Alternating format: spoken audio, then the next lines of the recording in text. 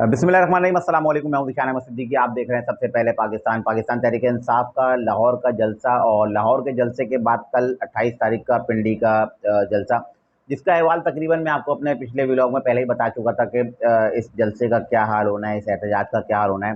बहरहाल मरीम नवाज़ की बात सही साबित हुई और उन्होंने जो गंडापुर को चैलेंज दिया था और उन्होंने कहा था कि पंजाब में आप दाखिल नहीं होंगे। तो बहरहाल मरीम नवाज़ जो है उनको डराने में कामयाब हो गई हैं।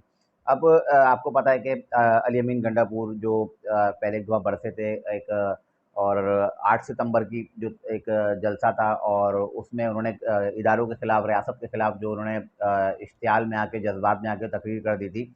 और उसके बाद 8 घंटे उनके सिग्नल ही गायब हो गए थे और उसके बाद जब उनके सिग्नल आए थे तो मैंने कहा था कि अली अमीन गंडापुर साहब जो है बच्चे-बच्चे बन गए हैं और तकरीबन जो है अब उनको समझा दिया गया है कि आपने अब क्या करना है। बहरहाल लाहौर का जलसा आपके सामने मैंने आपको बताया था कि खुद जो है वहाँ लेट पहुँचे थे वो जानबूझ के वो अपना काफ़िला जो देर से लेके आया। जब एक बंदे को पता है कि 3 से 6 तक जो जलसा होना है, तो क्यों वो शख्स 7 बजे पहुँच रहा है। बहरहाल वो लाहौर पहुँचे और वहाँ उन्होंने जो है एक ट्रक का जो है शीशा तोड़ा कलाशन मारकर और बस ये साबित करने की कोशिश की कि शायद वो जो है बहुत बड़े कोई हीरो हैं। और कल भी यही हुआ और जब बुरहान इंटरचेंज पे जब उनका काफ़िला पहुँचा, क्योंकि पेशावर से मर्दान, मर्दान से जब वो काफ़िले लेके तो बुरहान इंटरचेंज पे पहुँचे तो वहाँ काफ़ी टाइम हो चुका था। वहीं वो रुके और उन्होंने वहीं तकरीर की, वहीं खिताब किया और उसके बाद उन्होंने अपने कारकुनान को कहा कि खान साहब का हुक्म है कि हमने जो है जहाँ टाइम मिले, जहाँ 7 बजे से पहले आपने टाइमिंग थी ना एक, जहाँ आपको जहाँ तक आप पहुँच सकें वहाँ पहुँचकर आप एहतजाज करें, एहतजाज करके वापस चले आएँ। तो अली अमीन गंडापुर जब वहाँ पहुँचे तो पंजाब और केपी के पुलिस आमने-सामने हुई और उनको जो है पंजाब पुलिस ने कहा कि आप जो है अपना काफ़िला वापस ले जाएँ। तो दोनों पुलिस के दरमियान तलख़ कलामी भी हुई, केपी की पुलिस, पंजाब पुलिस। बहरहाल फिर जो है अली अमीन गंडापुर को समझाया गया और केपी की पुलिस ने कहा कि हम अली अमीन गंडापुर को नहीं समझा सकते, ज़ाहिर-सी बात है हमारी बात नहीं मानेंगे क्योंकि वो वज़ीर आला हैं। तो बहरहाल फिर पंजाब पुलिस के एक तर्जुमान गए और उन्होंने अली अमीन गंडापुर से बात की और उनको समझाया कि आप जो है बुरहान इंटरचेंज तक आ गए, यहाँ से आप वापस चले आएँ। तो बहरहाल पहले नहीं मान रहे थे, उसके बाद जो है पुलिस की शेलिंग, लाठीचार्ज और गुत्थम-गुत्था जो काफ़िले के साथ जो लोग आए थे वो पंजाब पुलिस से मुठभेड़ हो गए और लड़ाई झगड़ा। और जब शेलिंग जैसी शुरू हुई तो अली अमीन गंडापुर भागकर अपनी गाड़ी में छुप गए और उन्होंने मास्क-वास्क पहन लिया और गाड़ी के शीशे-वीशे बंद कर लिए। यानी कि कारकुनान को उन्होंने तना छोड़ दिया कि भाई लाठियाँ भी तुम खाओ, गोलियाँ भी तुम खाओ और पिटो भी तुम, मार भी तुम खाओ। बहरहाल फिर जब कारकुनान ने देखा कि अली अमीन गंडापुर साहब तो गाड़ी में महफूज़ हो गए तो फिर उन्होंने जो है उनकी गाड़ी को झंझोड़ा और उनको कहा कि भाई बाहर आओ।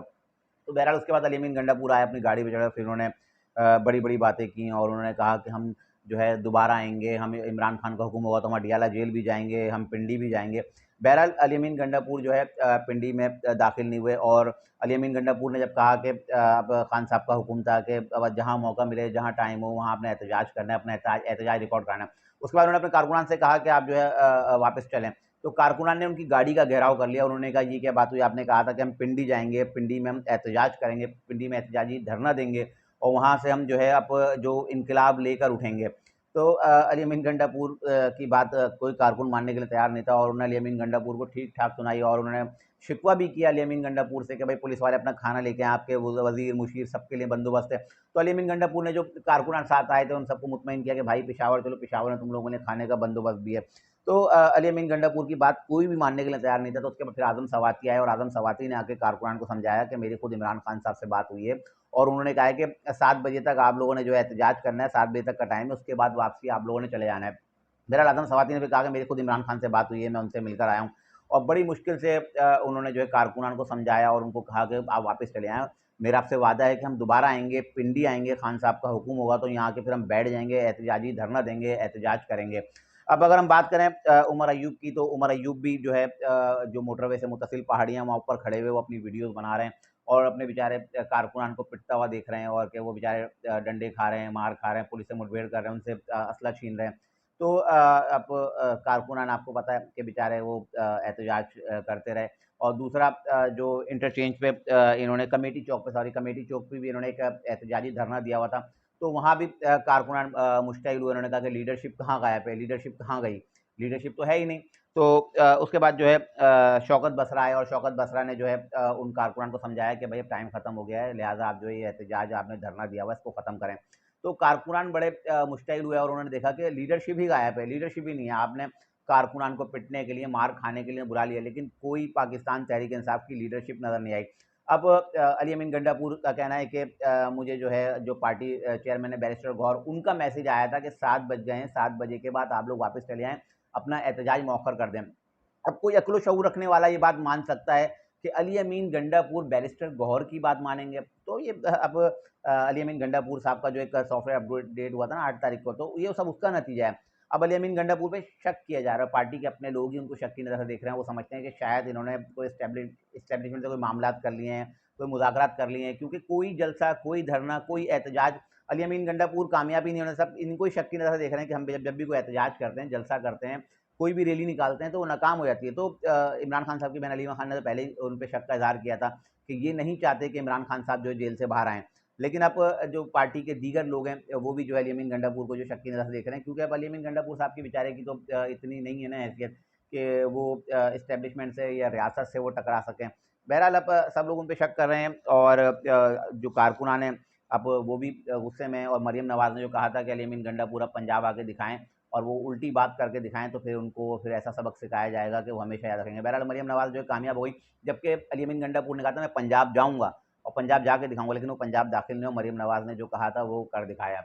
अब जो क्योंकि एक शक किया जा रहा है अली अमीन गंडापुर पे, अली अमीन गंडापुर का भी एक बयान आ गया और उन्होंने जब इनकलाब का ऐलान कर दिया और वो ऐसा इनकलाब होगा यकीन शायद वो इमरान खान साहब भी लेके नहीं आए होंगे। अभी मैं कुछ देर पहले देख रहा था, अब उन्होंने कह दिया है और भाई बड़ा खतरनाक लबो लहजे में कहा है, क्योंकि अब उनको शक की नज़र से दिखाया रहा ना, उन्होंने दो टूक कह दिया, अगर हम पर अगर एक गोली बरसाओगे तो हम 10 गोलियां मारेंगे, एक शैल मारोगे 10 शैल मारेंगे।